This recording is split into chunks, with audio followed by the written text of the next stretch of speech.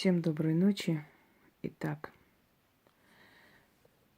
вот у меня активность началась с фазой Луны. Я начинаю дарить вам ритуалы, как обычно.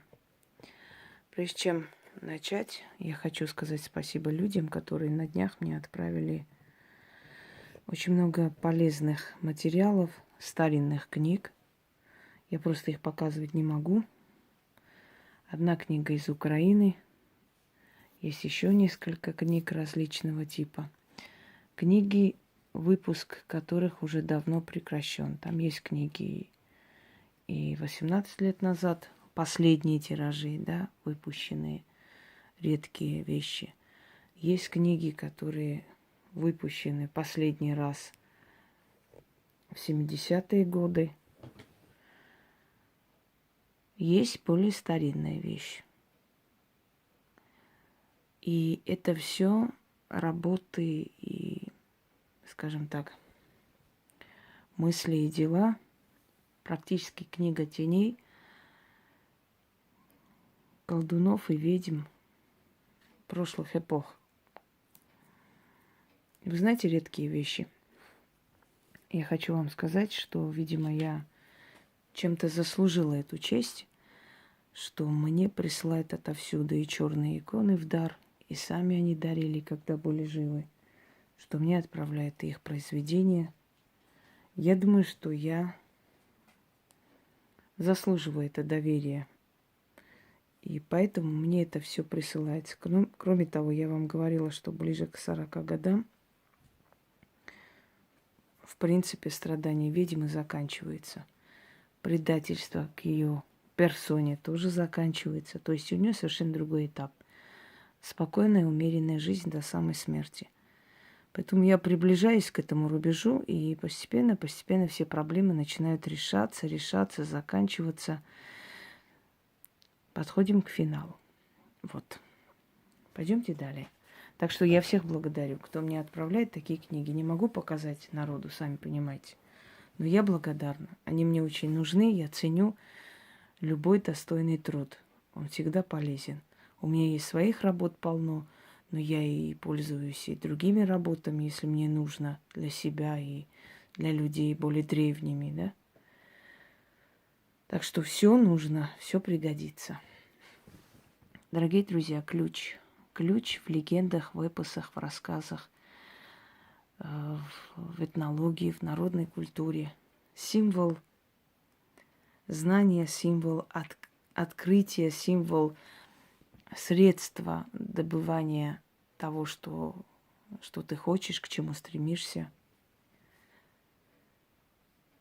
Ключ может отворить любые двери, ключ открывает тайны,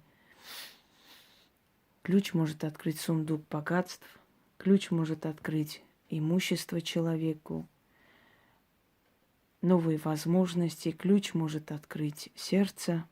Одним словом, ключ. На ключ заговоры самые сильные и ритуалы самые сильные. На ключ заговаривали на вечную любовь.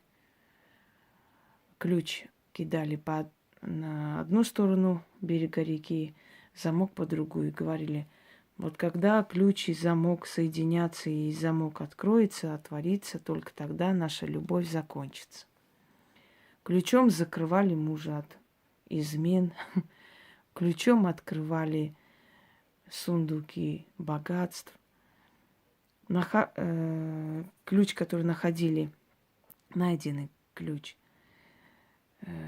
хотел сказать, находить ключ, но найденный ключ считался определенным символом. На этот ключ заговаривали, и считалось, что он может помочь человеку открыть все закрытые двери перед ним. Сатану называли ключником бездны, тем, кто обладал знаниями, кто владел древними тайнами. С ключами изображались темные боги, поскольку это был символ открытия запретного, сакрального, избранного и прочее. В древние времена были такие заговоры и ритуалы на ключи. открывающий все дороги. Дорогие друзья, я когда-то искала очень сильный заговор, очень сильный ритуал, сильную работу для того, чтобы понять, как можно использовать ключ для достижения своей цели. Честно, особо сильных вещей я не нашла. Я только нашла в нескольких таких, не старых книгах, а изданий уже 70-х, 60-х годов, более, то есть рассказы древних времен,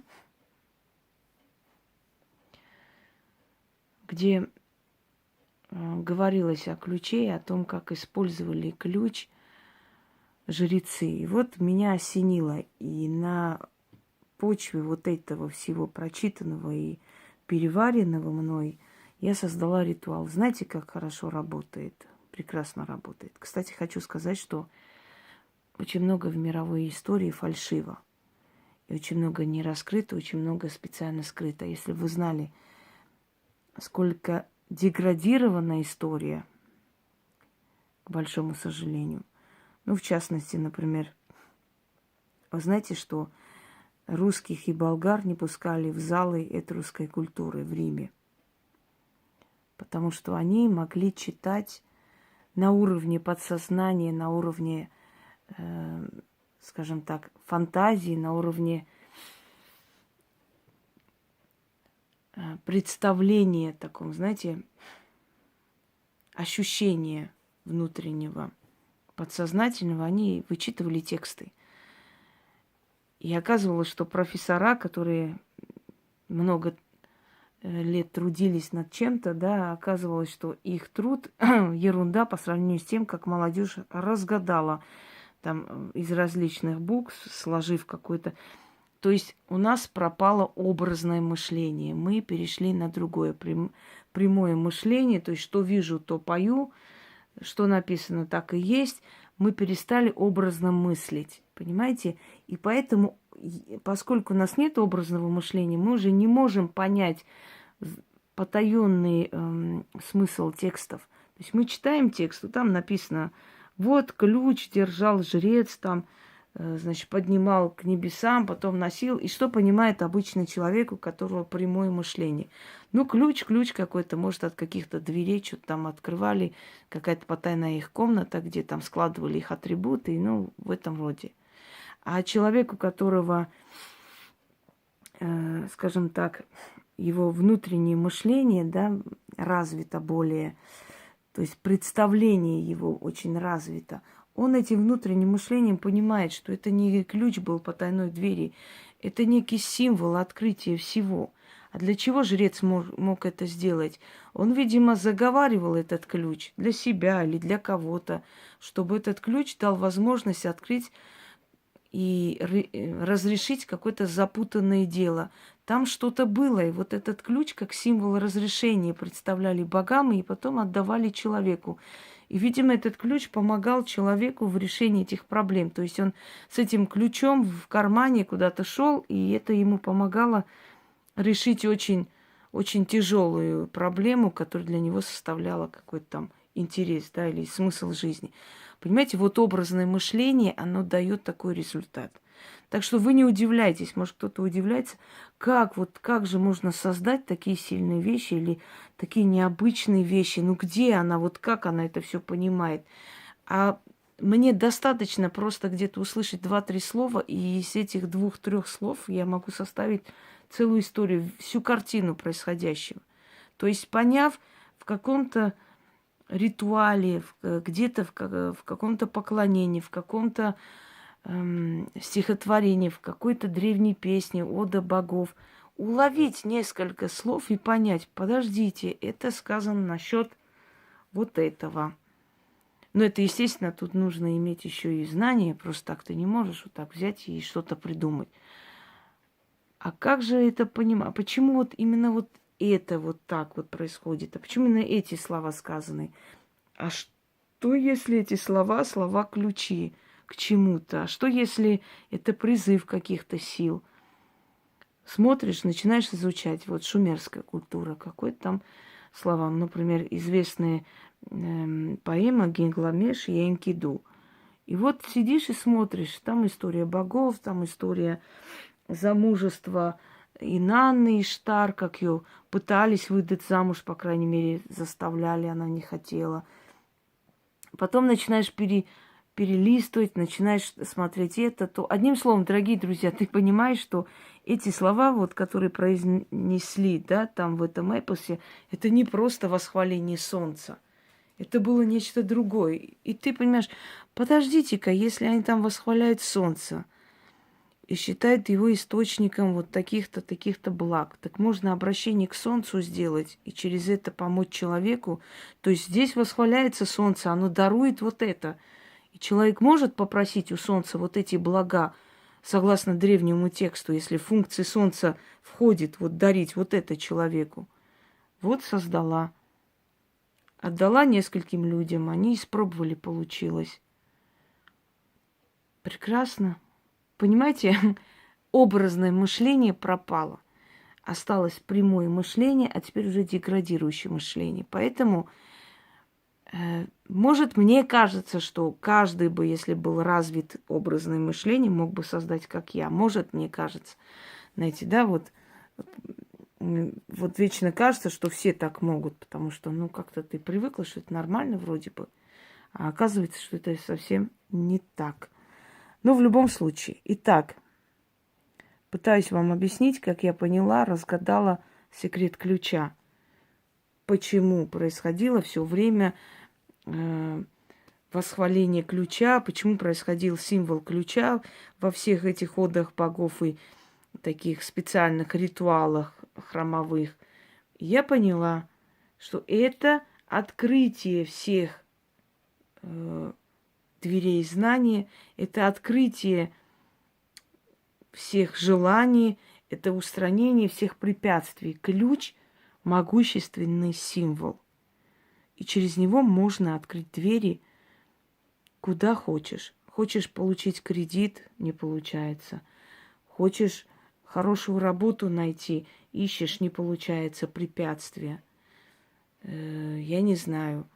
Желаешь получить квартиру, которая тебе давно обещана, и никак какие-то препятствия.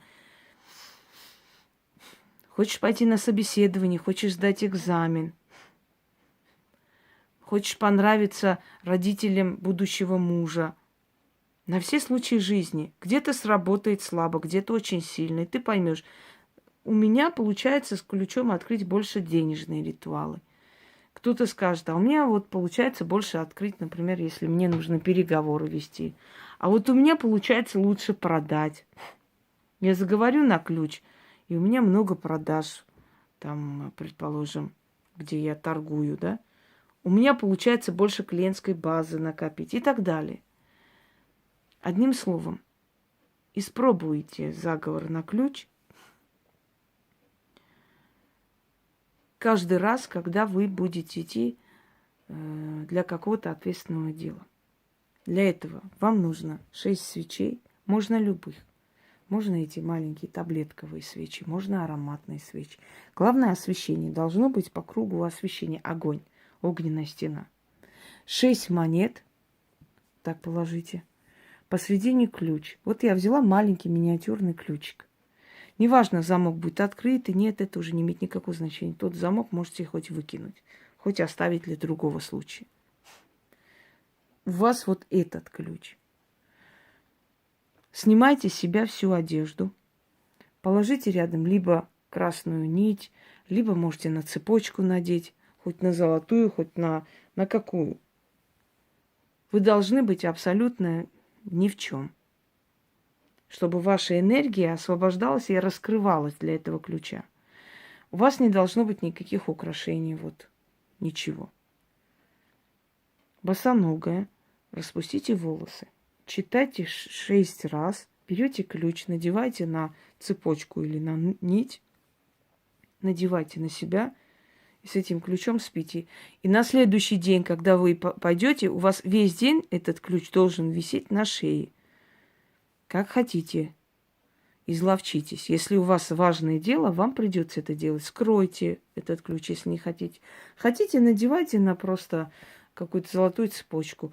Можете купить, меня спрашивали тогда, когда обещала с ключом, а можно ли купить просто вот золотой ключик или серебряный и носить? Можно. Просто он должен быть похож на ключ. А как вы заговорите на этот ключ? Это уже не имеет никакого значения. Имею в виду, на какой ключ заговорите. Читать нужно 6 раз. При этом есть момент, когда нужно называть свое желание. Ну, например, прошу, чтобы открылась возможность для того, чтобы, желательно слова «открылась», для того, чтобы, например, я сдала экзамен, или чтобы меня взяли на работу, или чтобы мне дали, помогли бесплатно излечиться. Вот женщина мне недавно писала, у нее лечение стоило где-то $8000. У нее сложная очень операция, и она не попадала под какую-то категорию. И я ей дала вот этот ритуал с ключом. Она это сделала, все, если правильно сделать, все получается. Она это сделала, и мне потом написала, что она попала под какую-то программу внезапно, в общем, какая-то благотворительная программа, которая как раз работала для этой больницы. И 3 человека всего лишь должны были избрать из несколько сотен. Выбрали ее в том числе. И у нее вот бесплатная операция, она отправляется скоро в Израиль. Что она была на 7 небе от счастья, очень благодарила. Вот, например, да, пример привожу. Ей нужно было, чтобы открылась дверь для того, чтобы она вылечилась. Открыть дверь спасения, одним словом. Кто-то хочет открыть дверь к деньгам, открыть дверь к возможностям. Кто-то просит ключа открыть новые там знакомства, которые принесут ему контракты, или у каждого свое. Как там в фильме сказано, каждому свое. 6 раз почитали. Ждете, пока вот уже догорят. Ну, здесь можно таблетковые. Подождите, пока они жидкие станут, потушите их. Вот гасильником, где он у меня. Вот такого типа, например. Или как не дуть. Дуть нельзя ни одну свечу здесь. Задуйте, переделайте. Считайте, не получилось. После вот эти все рубли, 10 рублей здесь, монеты собираете, на следующий день, утром, когда будете уходить, для того, чтобы у вас дело получилось, оставьте под деревом, скажите: откупаюсь от духов ключа. И идите. Каждый раз. Если вам не столь важное дело, у вас там, например, торговая точка, надо, чтобы каждый день выручка была, но раз в 6 дней прочитайте, раз в неделю. Как ослабевает, снова читайте. Вообще ключ, он на определенный случай. Потом этот ключ можете снять, хранить, и когда вам еще что-то нужно, снова взять этот ключ, снова, значит, на этот ключ начитать, и с этим ключом на следующий день идти. Желательно сделать ночью, но если нужно очень срочно, можете днем взять и сделать. Еще, если ключ потеряется, трагедии нет. Возьмите другой ключ и переделайте. Ваш ключ не определенно для чего-то. Он для каждого случая. Поэтому он свою функцию выполнил, все, он уже обычный ключ. Снова берете, снова начитываете. Итак, начнем. Ключ колдовской, дар древних духов и черных богов, языческая сила, пристанище надежды, во имя тех, кто ныне и кто был прежде, во имя когорт черных, во имя светлых легионов, во имя восточных ураганов и западных ветров, во имя сил и могучих слов. О ключ, отворяющий все двери, все замки, открой все, что ныне было от меня закрыто, что было заперто. Любую дверь открой, любой замок отвори, любую возможность дай мне в руки и мечту подари. Ключ сей всем ключам царь-господарь, повелитель и государь. Все ключи моему ключу подчиняются, все замки предо мной колдовским ключом отворяются, все двери откроются, все задумки получаются, все мечты сбываются. У кого есть сей колдовской ключ, тот силен и могуч. Услышь меня, ключ, открой двери, ключ.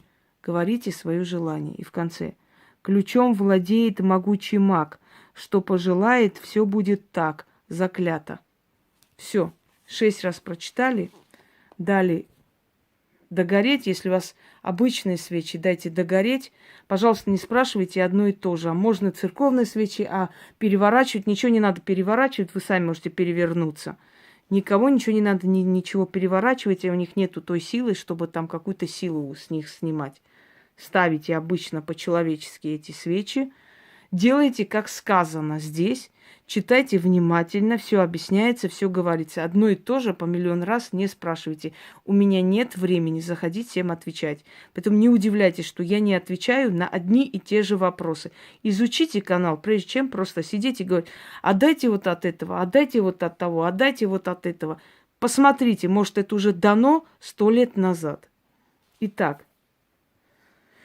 если сделаете, как говорю, если сделаете все правильно, у вас все получится. Удачи вам в ваших делах.